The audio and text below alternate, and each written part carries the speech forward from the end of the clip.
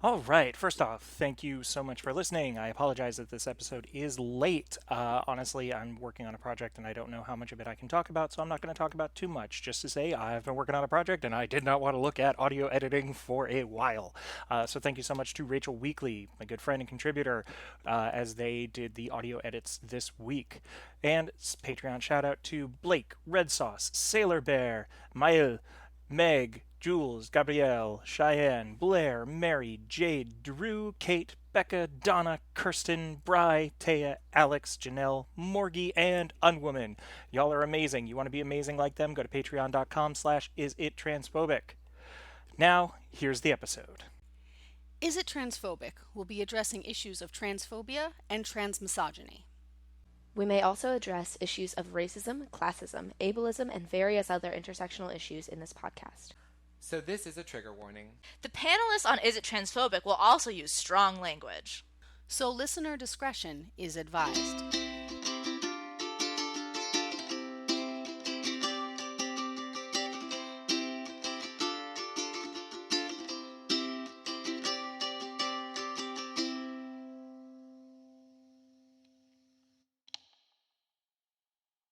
Hello, everyone. My name is Ashley Lauren Rogers. I use she, her, and they, them pronouns, and I am the creator and host of the Is a Transphobic podcast. Today, I'm being joined by...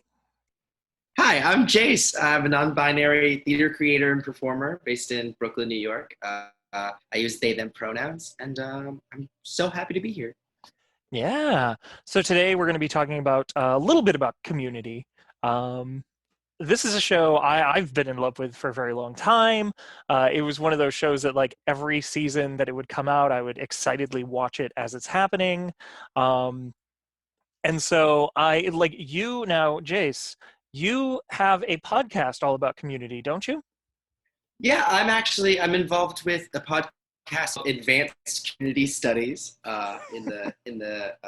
It's the same kind of air as how they title most of the episodes. That's hosted by Kevin Lanigan, TV's Kevin Lanigan, as he calls himself, as well as the other additional host, Caleb. Oh, I can't remember his last name. We call him the daddy host. He's great because he's the father of the group. Yeah, it's a fun little podcast we do every week. We go through and we watch 1 to 2 episodes at a time, just trucking our way through the series. And we've had some great guests. We've been fortunate enough to be featured on some other shows as well. And I'm just excited to be able to bring my queer ass over here. Yeah. Yeah. So let's talk a little bit about Community. Now, we didn't necessarily, when we set this up, have a specific focus. We were just going to kind of talk about, like, various bits about Community, maybe even a little bit about Dan Harmon. But really, as I was doing a little bit of my research, I forgot about the season 1 ending episode. It is... I swear I took notes. Hold on. Are you looking at the title of the episode? I'm looking at the title of the episode. I'm trying to find it. I'm trying to find... Oh, I don't remember either. Pascal's Triangle Revisited. So, and that... Oh, go right ahead. It's just a wild episode. I've talked about it a little bit. I wanted to go more in depth specifically about this episode. Just with additional voices that I could actually really dig into it a little bit with. Mm-hmm. We recently had a little episode, like a mini episode where we talked about the recent controversies with blackface in the show. Mm-hmm. And so the discussion of accountability came up, and I dipped my toe into it as a comparative thing, not to, it's not like a ladder of oppression or anything like that, but intersectional issues, accountability comes up. So I've been meaning to dive into this. It's the thing that makes this episode so fascinating is that in regards to accountability of it, it's a season finale. So it's simultaneously really problematic, but also super integral for plot development, character development, propulsion of the show moving into the next season. It's a massive episode, so it's got some stuff to talk about. Yeah. Yeah, and just for anyone who maybe doesn't know, the what you're referring to, this idea of needing accountability, especially with regards to Community.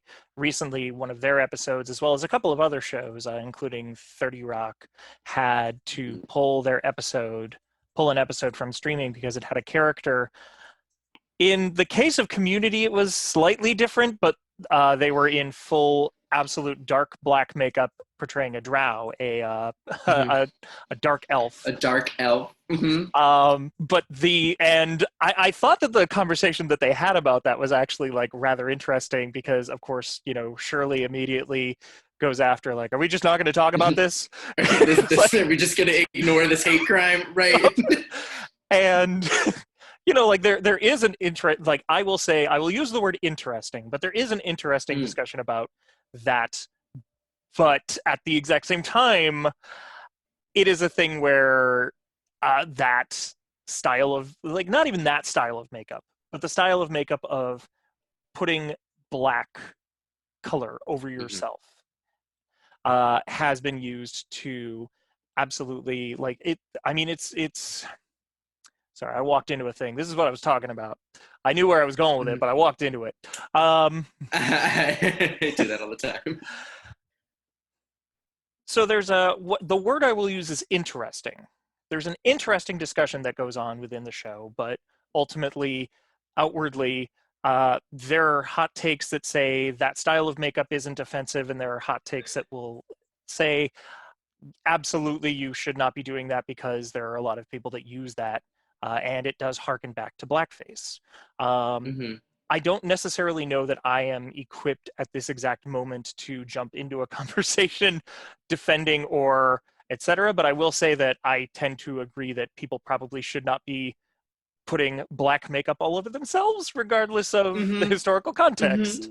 That's It's yeah. Oh, go right ahead. I'd say that I know. I'd say that's a pretty base level good take on Mhm. that. But yeah, so there was that. And unfortunately, what it did was it does leave a hole in that season of Community. And as a Hmm. result, there is ongoing storytelling that you miss from that episode and characters Hmm. that you see later from that episode who you just kind of don't understand anymore if you're just going in for the first time. Uh, Right. and exactly like you're saying, if hypothetically, after we're done talking about this episode and a couple of other things, they had to remove this episode, there'd be so much that is lost from the end of season 1 to 2. Absolutely. Absolutely. I think especially in the way there's this really cool dynamic, a really cool dynamic that they take advantage of between season one finale and season two beginning. Um, and it kind of harkens back to how they refer to the season one finale in the beginning of season two and just the way that they put it off structurally. Um, it it would be if you don't have the season one finale, season two, you could probably context clues like figure your way around, but it does not. It's a really complex character development with like there's like a love triangle kind of situation going on and a professing of love from multiple characters and putting someone in a very uncomfortable position, and that sets the entire foundation of the beginning of season two is based on the intertextual understanding that you know what happened at the end of season one. Um, so that makes it a little bit interesting. I'm stealing that word. I think it's a great word. Yeah. Yeah, it's just it adds an interesting dynamic to uh, the idea of what you do with an episode like that. I know I've talked about the Drow Elf episode a few times in our mini episode over at Advanced Community Studies, but also we got featured on a little on we were featured on a podcast called Six Seasons in a Podcast. And we had another additional further conversation about that episode in particular. Um, and yeah, I mean, if we're gonna talk about the accountability aspect of it, like what do you do with an episode of a show that is otherwise beloved and really boundary pushing and does some actually good stuff, all things considered. What do you do with the episodes that cross a line and also from show perspective, what defines retrospectively which episodes cross the line? Because that also comes down to, is it the streaming platform making that decision, or is it the creators? In the case of blackface commentary, if you choose to look at that episode as a commentary on blackface, that's one thing. Whereas in a later episode down the line, and I wish I could tell you the episode number, but there's a moment where Pierce doesn't just, it's not like an allusion or a reference to blackface. He fully does brownface. Like, he does an offensive accent. He wears dark face paint and like this whole thing. And we just gloss over it. And I think that's a similar thing with season 1 finale. And for me, my take on when something happens that needs to be accounted for, I personally don't think removal is the best decision. I think erasing that it happened does more harm than good. And so that's kind of what I was hoping to talk about a little bit, just like the idea of, we shouldn't get rid of the end of season 1 for a few reasons, but we should still talk about it, Yeah, and I know, especially with Gone with the Wind, because this was happening around that time as well. HBO, I believe it was HBO Max, initially had it on there and then took it off, and they said, we will be bringing it back, but there will be a whole, like, there will be something in the beginning of it to contextualize a lot of the, right, like a disclaimer or a bumper. Yeah, and I, as me, tend to be a lot more in favor of something like that, because again, like, this was media that came out, this was media that happened. For those that listen to the podcast, I absolutely love professional wrestling, but very much like that, one of the most beloved segments in all of WWE is that time D-Generation X put on brown face and pretended to be the Nation of Domination. That's the thing. And they don't even shy away from that shit. I don't think they should, They really should. But at the same time, again, like, I feel like putting things in, and they're like, what is the context for that? Well, the context is, we could get away with it, and and people didn't complain loud enough at the time to be heard. Not to victim blame the people that complained. It's more like, yeah, the studios didn't listen at the time. They're listening now. So no, the power dynamic was definitely not there. And I think that goes to show just like the same fundamental idea is that actually that's incredibly true. If you look at which episodes have been of Community specifically that have been removed and which ones haven't, it's the ones that have reached a cultural tipping point, almost a boiling point. We're having increased discussions about Black Lives Matter and movement for Black lives, just essentially the racial relations and tensions in the United States. So that's the one that's getting the most attention, and that causes for other things to go unnoticed, unfortunately. But I also want to be here for and allow space for folks that have, particularly because I am a white person, it does not hit me in the same emotional and the same historical way that it does a lot of other people. And so I don't necessarily want to say like, oh, just put a warning ahead of time, because like that's like it itself is like blackface is a fucking violent thing. Right. And it's also like, as another white person, I just go, look, that's not my call me. Yeah. Like, I can surround myself with fellow activists, a lot of which are black and trans folks. But like, when it comes down to it, it's not my white ass they're listening to, and it's not my white ass that they should be listening to. So I think it's a fascinating discussion, but there is one thing we can talk about, and that is what it trans representation, which is something that I have a feeling both of us know very well. Indeed. Just a guess. So, and even then, like, so now getting back into trans representation and again, like, focusing more on this episode that we're talking about, the season ender for season 1. I want to put forth to our audience, I am going to use the T-slur because that is used quite a bit as a punchline in the episode. So FYI, if you need to prep for it, if you need to walk away for a minute, that's fine. Just know that. one of the main plot lines of the episode, and it's not even the full plot line, but one of the main plot lines of the episode is they're building up for a transfer dance, a dance for transfer students. And oh, jeez. It's just keep going. Go ahead. I'm just like cringing already. and I pulled up a couple of quotes because I was like, this, like, oh boy. Hold on. Let me find the quote specifically, because there was one quote that I was just like, oh God. Like, so they're like, Yowza. oh, mm-hmm. So the dean says, we're just going to call it the tranny dance. To which the response to that is much more Greendale. Yeah. It's Yep. it does bring up an interesting discussion point of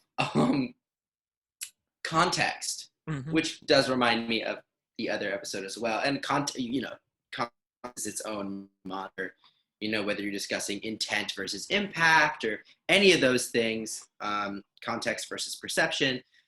Taking the idea in this circumstance, tranny is shorthand for transfer. Mhm. It's very clearly playing off of the divisive slur Mhm. and the connotations that come with it. But at the same time, there's also the aspect of it. It's like they don't mean it in that sense. And also, the dean is the one that comes up with this, which is an additional fascinating discussion, because this is a character that never identifies in any sort of way, other than there's one moment where in the season where they say you're the gay dean, and he's like, there's a great quote that I'm not going to get right, where he basically says that only part that is hardly covers it. That's barely, what is it?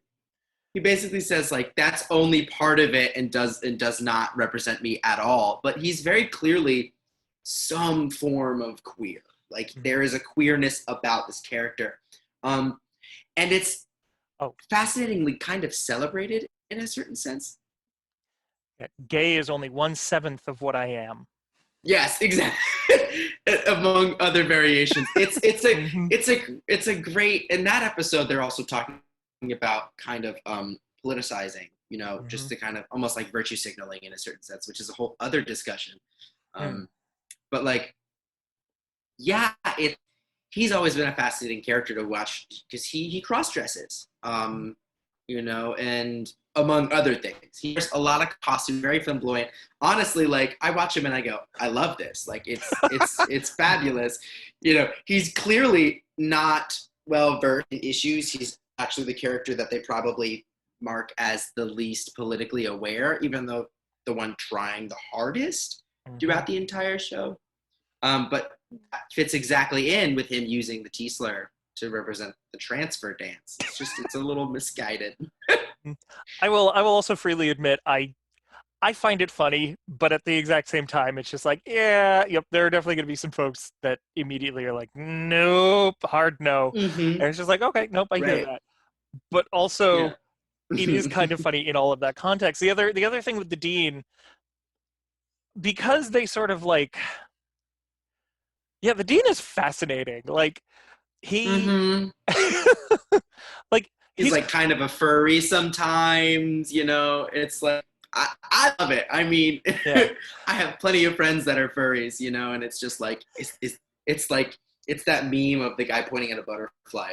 Community reflects community, and the guy is got says furry, and it says, "Is this representation?" And it's like, who knows? Like what is the closest thing to furry representation we have on TV? I would venture to say the dean might be pretty close. Well, and there's that whole like, and even then, like the dean has become a meme. It's a meme and a GIF that I use all the time. That like, I hope this doesn't awaken something inside of me. It's like it's just like accepting of it also. So it's just like, yeah, you know what, kind of. Yeah, there's something to be said about how it is making awakenings a bit of a punchline, but at the same time, the lens through which that they look at it is a decidedly non-toxic one. It's very much like it's like, who cares? You know, if it does awaken something in me, then maybe it should be awakened. You know, it's I love it. I'm drawn to it. This character is so appealing to me. But yeah, I mean, they also do it with, I don't know, like Troy and Abed. There's a lot of references to them being gay. They call themselves gamers. And for me, they're my favorite characters in the show, probably, just as far as like main happenings. And it really solidified me when I watched the episode where I believe Pierce says, oh, like, go to your boyfriend, or you guys are just gay. And Troy turns to Abed and goes, don't listen to them, they're just jealous. And that to me, like, I think I saw this like before I came out in any sort of sense. And that was just like, it struck me as like, wow, that's what a beautiful way of representing male friendship, you know? And then as I reflect on it now that I've, you know, in a new awakening, you know, in terms of Dean, you will, like, it still rings in a very wholesome sense. Like it's just a nice moment, and that's what this show does for me. It somehow manages to take moments that could very easily be like, ee, and makes me personally go like, oh, that's actually kind of cute. But it varies from person to person. Yeah. And now one of the other plot lines that's going on is obviously we alluded to the love triangle that's going on between Britta, Jeff, and a professor who I can't remember the name of off the top of my head. Oh, gosh. And at one point, Britta is told, you should try and become the queen of the tranny dance. And it's just God. like, so she's trying to become the tranny queen. And it's just like, that's the thing. The humor, like the joke is very much there. They're going with that. It feels like, and again, like controversially, like, here's the thing. If they had more trans and non-binary people on the writing staff and in the production, and I'm still laughing about it, but I might be able to be a lot more like into it and a lot more like, yeah, but at the same time, a lot of it is just like, yeah, we're kind of a punchline, but you know, we're not actually getting paid to be in there and be in on the punchline. Right. It would feel a little bit better. Just a little bit. Yeah. So I mean, I'd also, just as someone that does like theater creation and like works with scripts and stuff like that within the trans community, whenever the question that comes to my mind whenever something like this happens is, what would this look like if trans people were in the room? You know, because I don't want to immediately assume that it would just be like, we're not going to make this joke. My first instinct is to assume, how would trans people make this joke better? Mm-hmm. You know, because I've said it before. I don't know if I've ever said it on any of the podcasts I've been on, but I say it very frequently in my own personal life. It's not that jokes about being trans aren't funny. It's that when cis people make jokes about being trans, they don't know what's funny about being trans. Mm-hmm. And so they don't make good jokes. They end up just completely missing the mark. I've seen maybe one circumstance, and I couldn't even tell you who it was, but I remember there's like one time where a cis guy made a trans joke, and I was like, that was actually a fire joke. Like, that was hilarious. Because it wasn't in trans as a punchline. It was like philosophically using transness as like a medium to point out something really profound. It was great. It was comedy the way it should be. And so I look at this and I go, how would trans folks make this better? You know? Yeah. Because we do. Trans folks make things better. Mm-hmm. Well, and even then, like, we look at characters on the show and we look at a lot of the joke structures. It's not that they shy away from doing offensive and having offensive humor on the show. It's that they've got a lens character. They've got like Shirley to point it out, and then Pierce is just Chevy Chase doing a thing and being racist. So he's so annoying. He's so good at what he does. That's the tragedy. He's so good at it, but I talk about it all the time. Like I hate him. I hate him so much. But that's also kind of the point. You're supposed to hate him. It's like somewhere in season 2, the writers just go, "Oh, Pierce is the villain.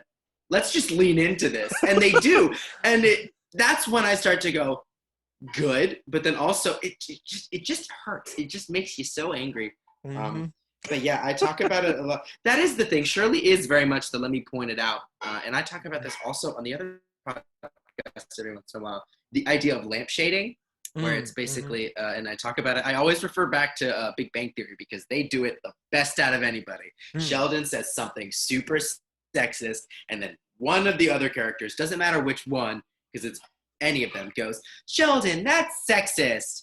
And then there's just like this like moment, and we still laugh, but it sort of subtly implies that these things are still laughable and things that we should be laughing at. You know, it's you know that it's wrong, but we're not going to do the actual work to not be wrong. We're just going to point out that it's wrong.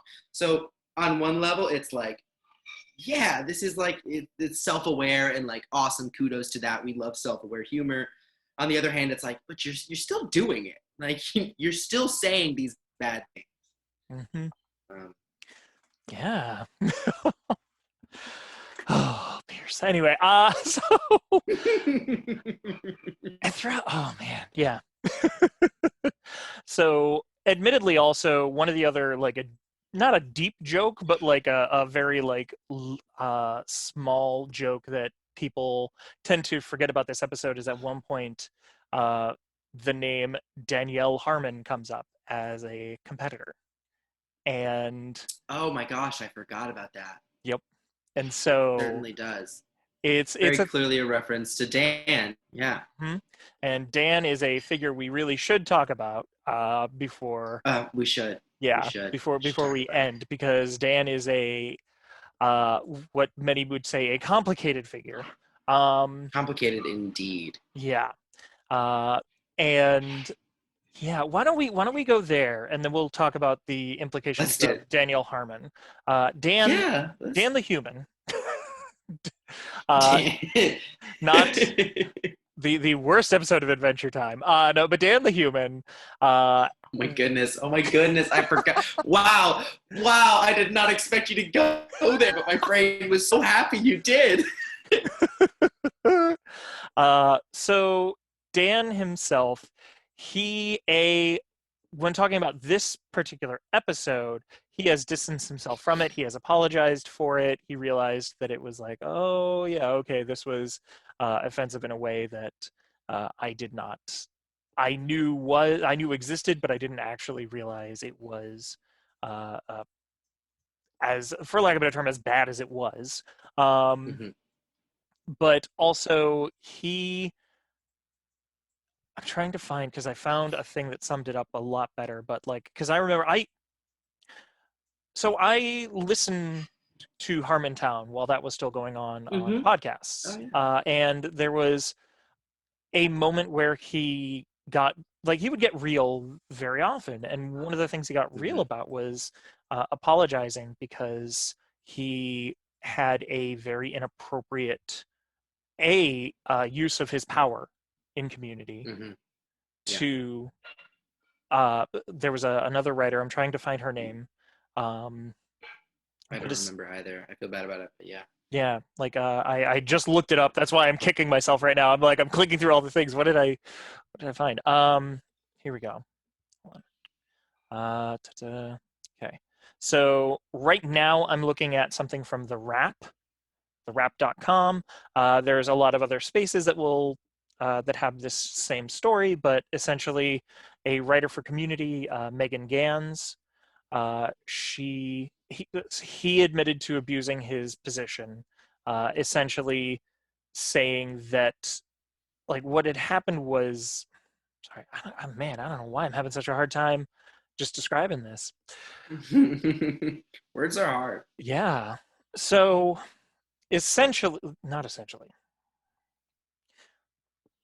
So Dan was interested romantically, etc., in a writer in Community, and acted in a way that essentially made her feel as if she said no, which she did say no, but she was made to feel if and when she is constantly having to say no, her position as a writer for this show would be in jeopardy. And Dan had a full public conversation with her. Dan apologized to her. But at the same time, the scars are there, and the scars will probably be there. I'm glad that she has accepted his apology and that they are able to move on. Mm-hmm. And Dan tends to be, from the public persona that we see, very good about owning when he does stupid shit. Mm-hmm.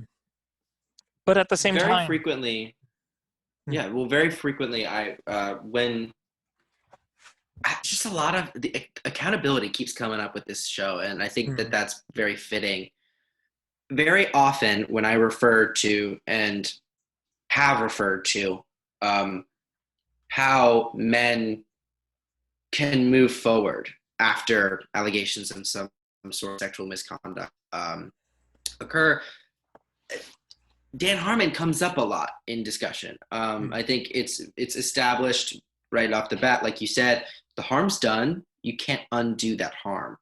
And we've seen a lot of public apologies over the past couple of years too, with the rise in Me Too and Time's Up. Just these more mainstream kind of outlets for these kind of discussions finally occurring on a broader scale.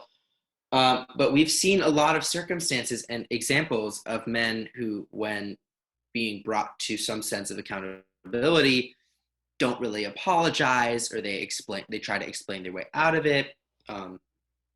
Justifications. We hear a lot of people the other argument we would hear a lot is, well, what are they supposed to do?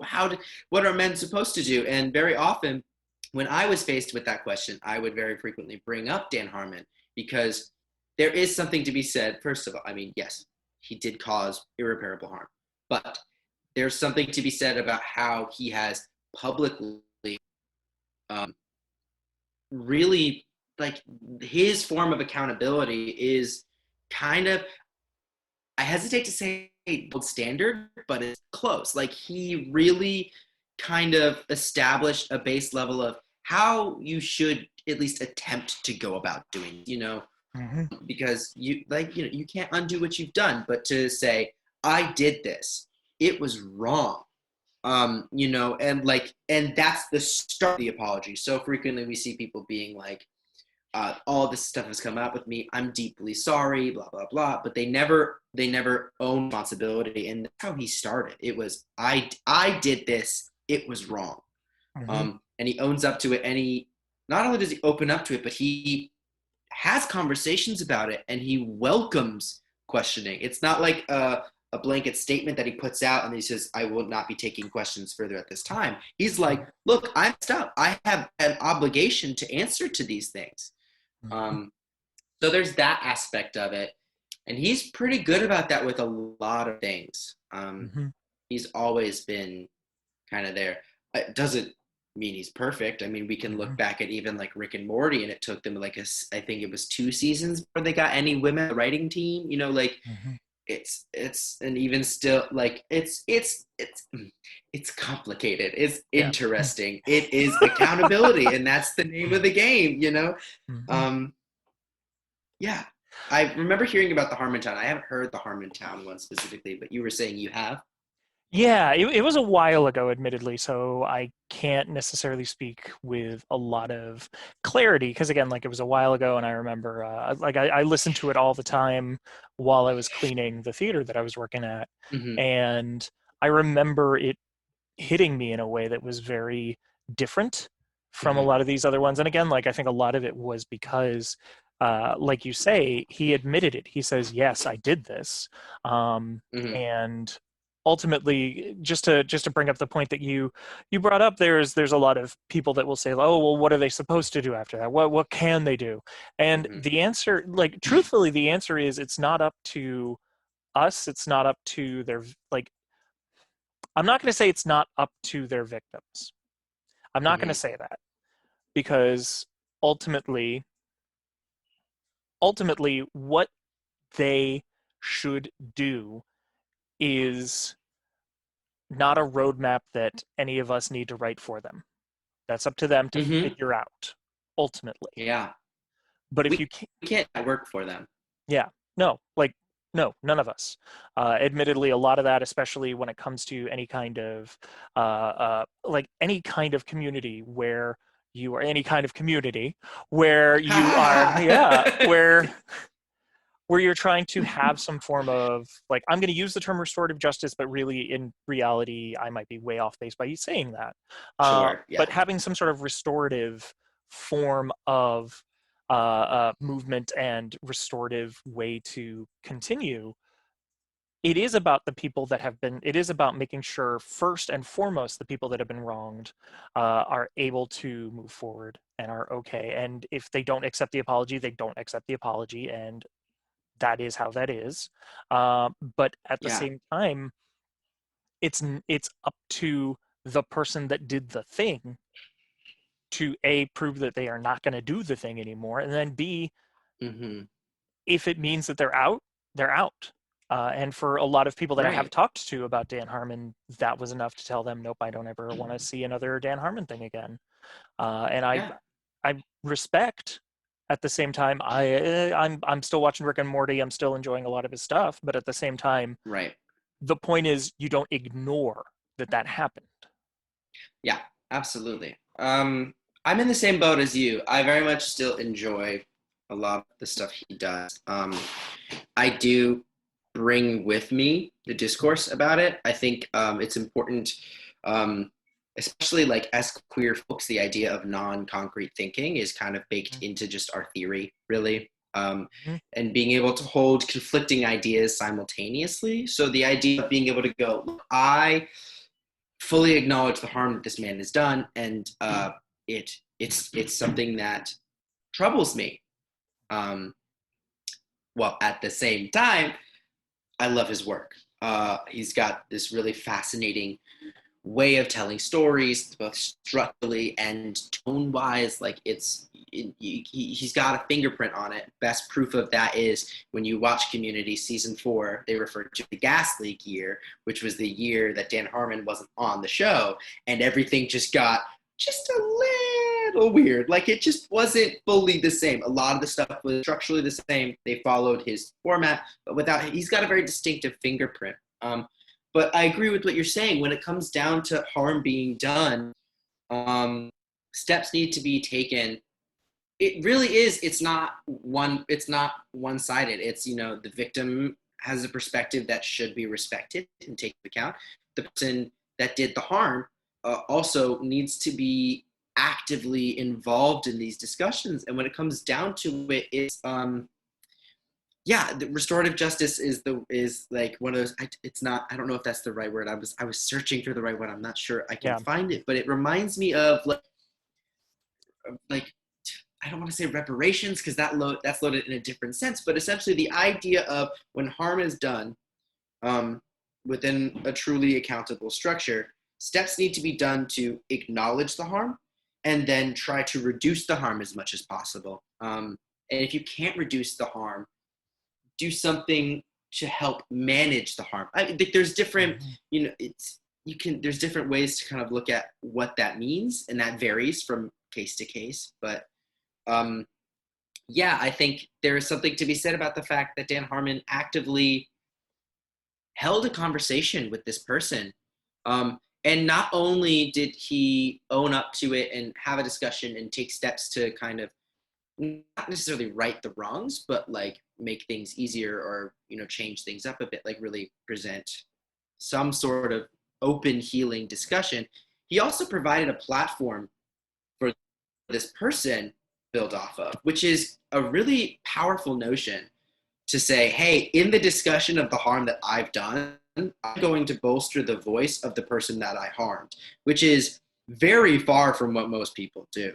Like I said earlier, most people, they make a statement and they say no further questions. He not only did he not do that, he fully said, please ask me questions. In fact, I want you to ask questions with the person that was affected at the table. Like that's kind of profound in a sense, to be able to say, hey, let's sit down. Mm-hmm.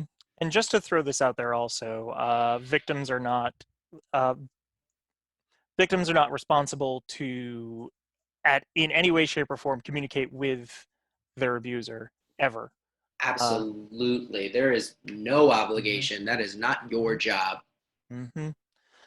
So just to make that distinction, but at the same time, like it is really amazing that she was able to move past that, and part of that being that Dan admitted that yes, this is a thing that happened. Yes.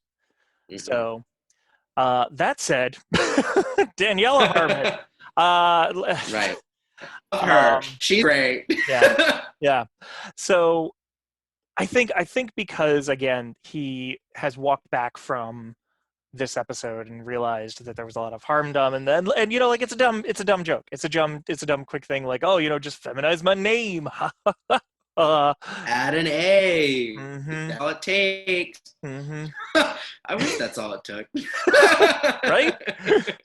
Right? That'd be so much easier than all the bullshit I deal with on a regular basis.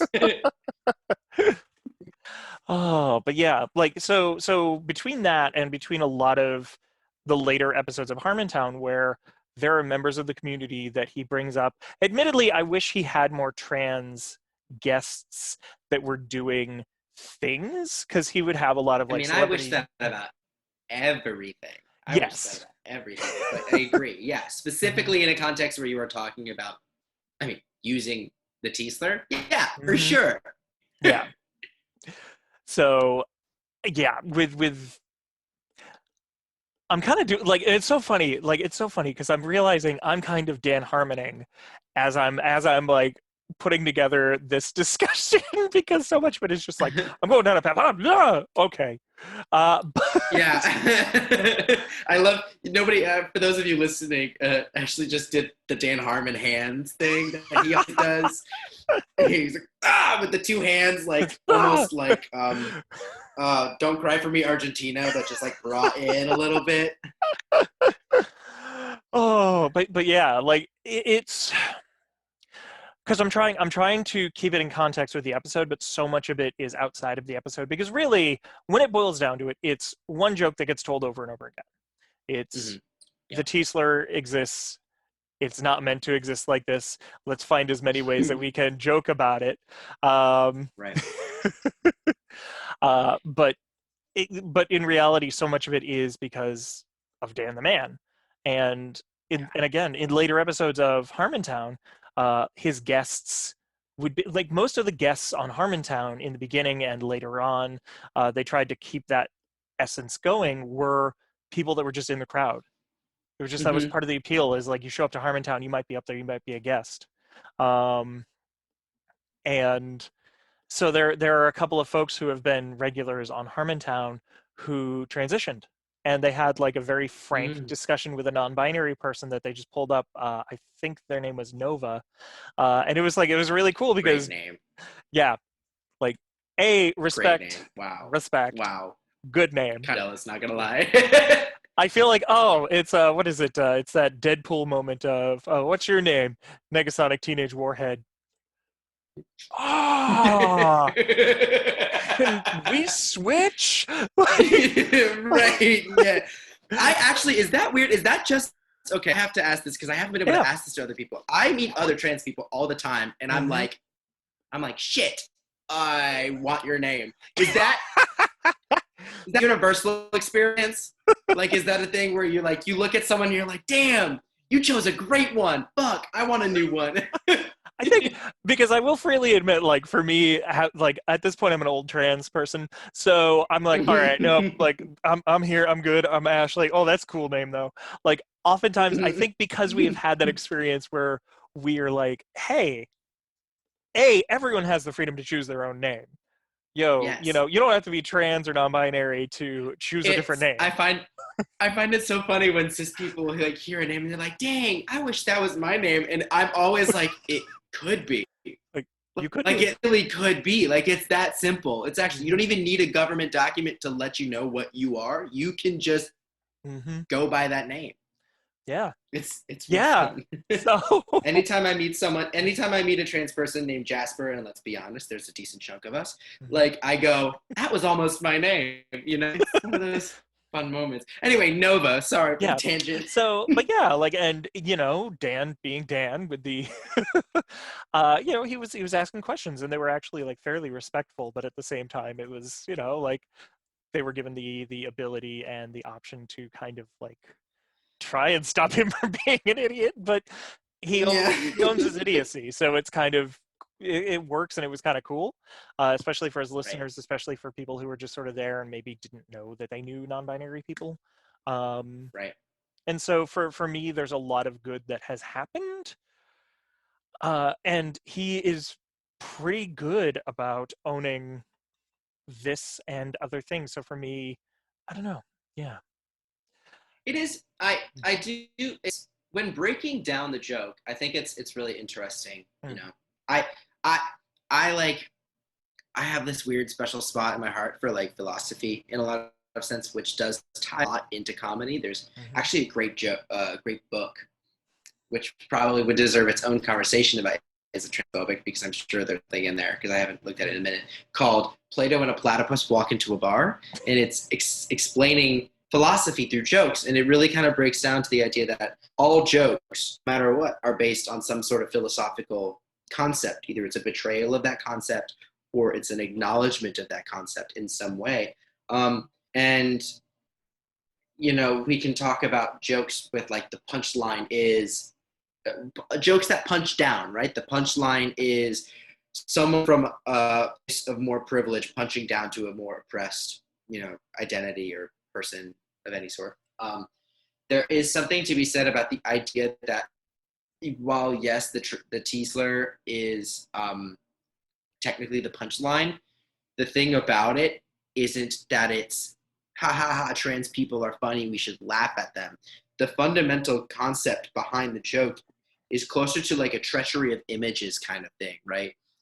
Like the Magritte painting, Cecina Spouting Pete, this is not a pipe, it's like, you see one thing and you hear something totally different and your brain is forced to reconcile these ideas. So when you say, these are transfer students, but then you call them a tranny, it's like, what? Your brain just goes, and there is that shock value that's definitely exploited for sure. And I think that's kind of where issue comes up for me, is that it was clearly done for shock value with little regard to what harm could come just even from using that word. But the aspect of trans people aren't the butt of the joke necessarily. They certainly add to it, but it's the idea of a treachery of ideas. And that's something that he plays with a lot too. Dan Harmon is an idiot, but he's also a really smart guy. So it's just like, well,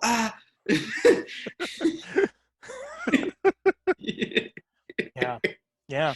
I mean, even then, like I think one of my favorite things is when I meet a trans auto mechanic, because I do have a couple of friends who have either a history of or currently auto mechanics that are trans, and one of the things I go is like, hey, so do you always have a problem? It's like, if you talk about transmission, Ashley, I'm gonna hurt you. That's a great joke.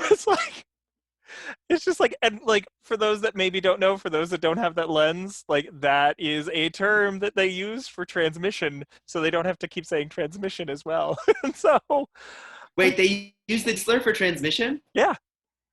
No shit. Yeah, I'm gonna state the thing, FYI, for those listening. Yeah, you've got a tranny problem. Oh God. Yeah. That sounds so much worse. Yes, it's just like, no, like what? It's like, excuse me, Gus, you better be talking about my transmission. Like, yeah. Oh like, man. Yeah. Oh yeah. No, like that's funny though. That's funny. Like, but part of it, and again, like a lot of other people could be making that joke too, but part of it is because I'm a trans person making that joke. It's like, I think like lens is everything, Yeah. like when it comes out of the mouth of a trans person, it means something totally different. I think it's fundamentally an idea of reappropriation. It's taking the power back.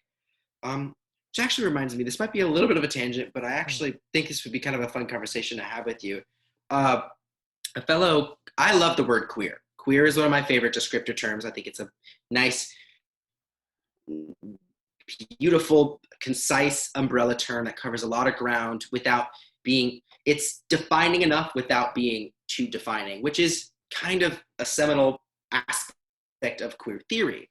A fellow queer person, a fellow non-binary person, I should say, specifically, posted something a little while ago about how using the word queer is not something cis people should use, which was an interesting take. I didn't agree with it at first, but I was open to hearing what the discussion was. They were saying that there are still some folks in the queer community. I use it second nature, but there are still some folks in the LGBTQ plus community that still find queer to be a slur. Mm-hmm. And my brain immediately went, but then how do they justify the Q in that acronym? And then how do they justify queer theory? And to me, the idea of like just queer as a way, like it definitely did though start as a reappropriation of power. It was queer folks took that word back, you know. It's kind of like the whole like dykes on bikes, you know, taking the power back. I know several gay men, a lot of drag queens even who identify as cis gay men who throw the F word around all the time, and that that one makes go, oh, like that makes my heart go a little nuts. You know, that is a very apt description of reappropriation. But it was just an interesting discussion about where does the word queer fall on that line. Yeah, and even then, like just to quickly answer, many of the folks who would still use Q but don't like the word queer would probably change it to questioning. Which, yeah, like I hold space for folks that are questioning. I think that we would all be healthier if we felt that we were allowed to ask a lot more questions of ourselves. I agree. But at the same time, I like the word queer, but then again, I didn't realize until I was working on a project with TONYC, Theater of the Oppressed NYC, and I was working with an older gay gentleman, and he, like, we were talking about the word, and he was just like, look, I know people like use that word, I know people say it all the time, I know that it's part of studies, but at the same time, that was the word that got used against me all the time, so I can't help but feel angry about it, and et cetera, et cetera. But like, and it was the first time I had ever heard that, and to be as like basically to be as privileged as me to have not realized how bad of a word that was. It's I was in a voice lesson with a vocal teacher I had, and I use that word for myself. I use that word for myself frequently. It's a word I personally find liberating, but I also understand the history of. And I was like, I'm just a queer. And she was like, oh no, don't be mean to yourself. And I was like, what? No, no. That's like a badge. Like I love that, you know. So that's the one that I find to lie most on that. Like, it's still in a weird space, you know. I think what it is, like, if I feel like I can use it for myself, I am totally happy with anyone in the world using it for me, as long as it's done with respect and in that context. Absolutely. Because there are some people that will be able to say, like, any word can be a slur, any word can be an insult. Like, if I call you a hot dog, like, that immediately, like, okay, that's stupid. But at the same time, like, sure, I guess with a lot more context, context is everything. I mean, personally, I think that there is a very hard line between insult and slur. Which is, you know, but then like defining what a slur is kind of interesting. But I can tell you without a doubt that like there are just some words that are mean and offensive words, but they're not slurs. You know, and I think that the one with queer is it's kind of in this, in an almost like beautifully like ironic sense, in a beautiful, in almost like a queer sense itself. Queer is kind of simultaneously a slur and not a slur, Mm-hmm. which I personally find to be amazing, because that's just like fundamentally what queer Mm-hmm. theory is, you know. Yeah. Um, Again, it's just and interesting stuff. yeah, but just to kind of like put a pin on like where I was going with that, I think it just depends. It depends on the individual person, which a lot of people don't like hearing, because Mm, then it's not that they don't want to get to know people, it's that people have to like they want to be able to know immediately without having to worry, without having to think, without having to do anything. that's And real. admittedly, this is part of the not the problem, but this is part of an issue that I run into when talking about the disability community.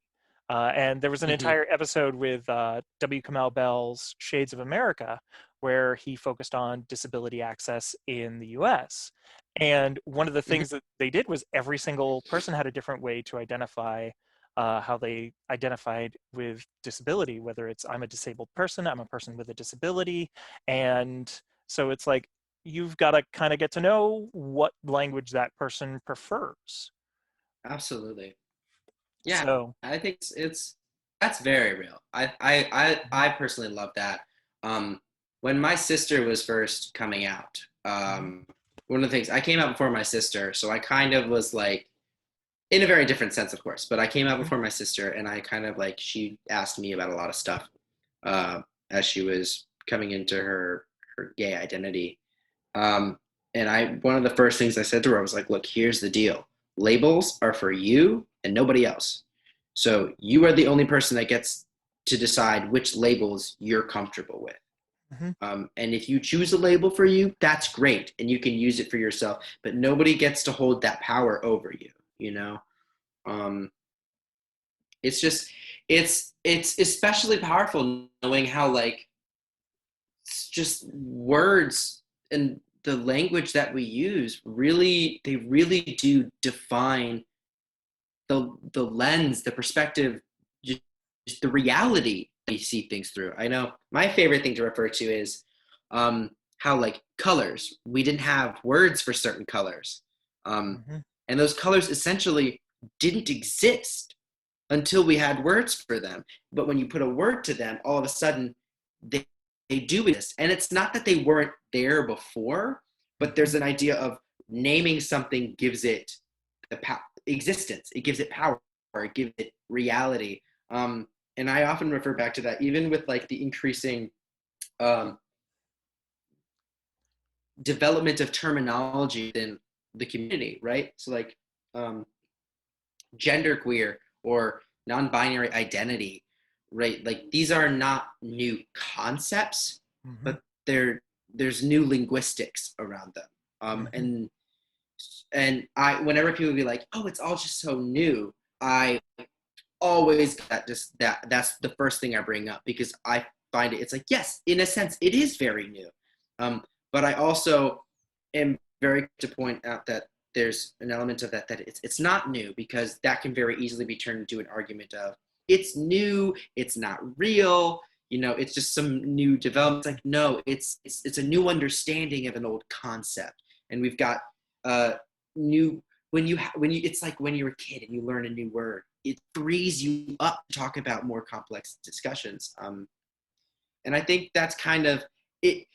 Going back to community, like if there were trans people on the writing team, there could have been some really exciting developments on how they played with the word. Like this Mhm. is innately a pun. It's a pun, and I personally think that puns and wordplay are a part of like gay Mhm. culture. I don't know if that's just me. I can't. If you ask me to explain why I hold that belief, I will tell you to your face I can't. Mhm. Um, but it does. But it is like when someone makes a wordplay, I'm like, that's gay, nice, and people are like, what are you talking about? But like, yeah, so I think there's something to be said about what, you know, what would this episode look like with a more queer writing team, Yeah. you know? Yeah. So we should start wrapping up. So I'm going to ask the two questions that I always ask at the end of the podcast, which are, Okay, great. was it transphobic and was it enjoyable? Uh, Ooh. yeah. So first one, let's go with what I think is going to be the easier question to answer. This particular episode, uh, season one ending, was it enjoyable? Oh yes, absolutely. It's there's something to be said about like a messy love triangle being announced over a microphone. I mean, it's the kind of drama that if it was in a drama, you'd hate it, but it fits right in this goofy comedy. It works, and you love these characters. It's a great summary to a season. Absolutely enjoyable for sure, no doubt. Yep. I tend to agree. I think it's amazing. I love it. There it is. Um, so I am going to add another question to the end because we talked about accountability and we brought up the idea of Hmm. another episode being taken off. But first, is it transphobic? Uh, in in the spirit of queer theory, I'm gonna say it's not that simple. I think I Way to don't ruin my think it's inherently. podcast. No, no. Yes or no? I guess okay. If I had to pick one, it would be on the yes. It's on the yes side of the spectrum. Yes. You know. Sorry, I did not prep you. You can answer this in any way that you'd like. It can be in a very binary yes or no. It can be on a scale. It could be with a sound, however you need to express it. No, oh, I love that. I love the idea of answering yes or no questions with a sound. That feels very Mhm. true to me. Now, I think it's not binarily a yes or no answer. I think the episode has a lot more to it than just this joke. So in that sense, no, it's not transphobic. Mhm. But in a sense, it is at minimum uneducated Mm. and ignorant to transphobia. At worst, it is at its like absolute worst is just inconsiderate, and that is steeped in a cultural transphobia. Mm. So I don't find it vindictive. I think is what I'm trying to get at. I don't find it vindictively transphobic. That doesn't negate the fact that it is. Yeah, it's a little transphobic. Mm. No, I tend to agree. I think that the word itself is rooted in a lot of transphobia. Many people disagree with that, but the fact that it exists, there will be some who would make the case its existence makes this episode entirely transphobic. I don't tend to agree with that, but I want to acknowledge that is a train of thought. Um, Yeah. the other thing I will say is occasionally it does get used in a way that is meant to harken back to the word, like particularly, oh, do you want to be the tranny queen? Um, but at the same time, I feel like Mm, it's not awful. I don't like there's so much worse. Intent does not necessarily equal impact, but the intent is definitely not to disparage trans folks. absolutely. Yeah, that's why I say I don't find it vindictive. I think even in Yeah. the pardon my usage of it, but in the tranny queen line, it's still fundamentally predicated on the idea that in this context they mean the transfer queen. And that's kind of why it's like Mhm. it's not vindictive, but it's still there. And you're So just yeah, like, ooh. just don't ignore it. Don't ignore it. But yeah, Please don't ignore it. so because we have said that, I feel like it's going to render my next question moot. But with Mhm. that said, with accountability, should would this episode be taken off the air at some point? Do I we? don't think I mean, personally, and this is again, like you've brought so eloquently several times, this does vary from person to person. I don't think anything should be removed unless it is Mhm. full blown propaganda. Like that's like an incitement of violence. That's my line. Mhm. And while this might subtly incite violence, I don't view this as something that should be removed entirely for a few reasons. But if we're talking just morally, like ignoring the broader implications of plot or whatever, I think it's actually a beautiful learning opportunity. I think it's like it's because in this circumstance, it's not like we're talking about a statue or like some a celebration of this word. It's a cultural usage of this word, and I think you brought up Gone with the Wind. I think exactly that. There should just be some sort of opportunity to be like, even if it's just like, there's the idea of a warning, like a trigger warning or a content warning kind of idea. Let people know, and then maybe just expand on it, even like with a sentence or two, just for audiences that otherwise wouldn't be triggered by this behavior, but should understand how it's triggering for others. I think that doesn't harm anybody. And someone is complaining about having to read 2 sentences before they get to their 20-minute sitcom episode, then I have very little sympathy for that lack of patience. Like I think we can all deal with just a little bumper. So I think accountability looks very different than removal of episodes. Yeah. Personally. Nope. I tend to agree very strongly. I am not in favor of things being removed at the exact same time. With this episode, again, your mileage may vary, but really, no, like, honestly, it's not that they use a bad word, and it is a bad word, and I don't mean to minimize what I don't mean to minimize the T slur, but at the same time, it kind of boils down to they use a bad word, they use it constantly, they use it in a way that is not as bad as a lot of other things. So I'm okay with it. I actually have a question for you, just to Yeah. kind of wrap this up. I don't know if this is atypical or not. Accountability would look like what are your thoughts on if they were to, while keeping the episode up, regardless of a bumper in the front or not, bleeping it out? It would be very clearly like bleeping and blurring it out. It would still clearly, like, the joke would still land. You would know what they're saying. But then that could open a whole discussion about the like how efficient bleeping and blurring is. But yeah, I don't know. It's just, that's the other thing that comes to mind. I will say, like, and there are pieces of media that I've seen bleeping and blurring work really well as far as actually elevating the media. We just put out an episode on Work in Progress, which, if you have not watched, absolutely watch. Yeah, it's fabulous. Oh my God, it's so good. But the end of the season, they have this whole subplot where Abby, the main character, sees her partner's dead name, but we, the audience, never see it. It's blurred, and anytime anyone says it, it's bleeped.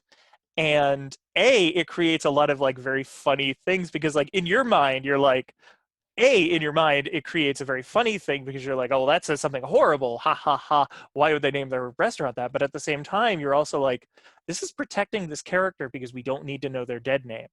Like, we don't need to know it. It is bad for you to have that information. It's bad for you to see that.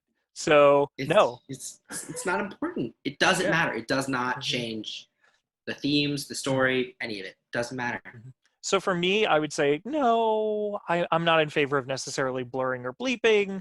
It, again, might help other people, but at the same time, I feel like doing that, I'm not going to say I feel like doing that would force people to go like, well, what were they saying? I'm going to have to look this up. Oh, it could be it. Like, but, you know, I feel like it might draw more attention to it than if they just used it and continue to use it as a joke. Good point. I like that. Yeah. Thank you. All right. So tell people how to find you on the internet if you want them to. You could not. Goodness. That's fine. Oh my goodness. I love that. That's very real. I do this thing on the other podcast that I'm a part of, where we have our moment where we do plugs. And sometimes I'll plug myself. By the way, if you want to follow me on either Twitter or Instagram, follow me at JACENZIEV. Yeah, I warn you, my Twitter is mostly retweets of radicals, like just radical leftists and like, that kind of stuff. If that's what you're into, give it a follow. If you're not into that, don't bother. It's not worth it. Yeah, and then my Instagram is, I'm on it every once in a while. It's kind of fun. I post some stuff on there as well. But what I do on this other podcast is I give shout out to other queer and trans artists, or just other folks that could use a boost right now. So I also like to give a shout out to other people that I look up to and that inspire me to be a better person and kind of move along. So I'm going to give a shout out to my good friend Junior Mint. She is a trans drag performer based in Brooklyn. That's at Junior Mint, like the candy, but it's got 2 T's at the end. She's incredible. She does these She's got a great Patreon. She does these releases on a regular basis where she talks about issues facing Black trans community. She gives like these little morning pep talks. They're fabulous. I highly recommend giving her a follow on Instagram. Yeah, that's like how I like to do things. I'm saying anytime I get a platform to boost myself, I like to also boost up others. So that's what I have to say about that. I love that. Yeah, so for me, you can follow me on Twitter at Lucretia Dearfor, LucretiaDear, and then the number 4. You can also follow the Is It Transphobic podcast on Twitter at Is It Transphobic. We finally have an Instagram because I finally broke down and started an Instagram, and that's at Is It Transphobic. And then finally, we have a Patreon for just $1 a month or more, whatever you feel like giving, whatever you're able to give. You will have access to episodes a week before we release them, mini episodes a month before we release them, and a lot of other things that I'm still figuring out. If anyone has any ideas what you want, just tell me what you want. Wow, that sounded desperate. Oh man, that sounded real What desperate. do you want? What do you want? What do you want? Just give me money. Yeah, right. All right. Cool. Thank you so much for joining me, and thank you all for listening. Oh my goodness. Thank you for having me. Is It Transphobic was produced, edited, and coordinated by Ashley Lauren Rogers. The original music you heard was all created by Vivian Aladrin, who you can find on Bandcamp at vivianaladrin.bandcamp.com.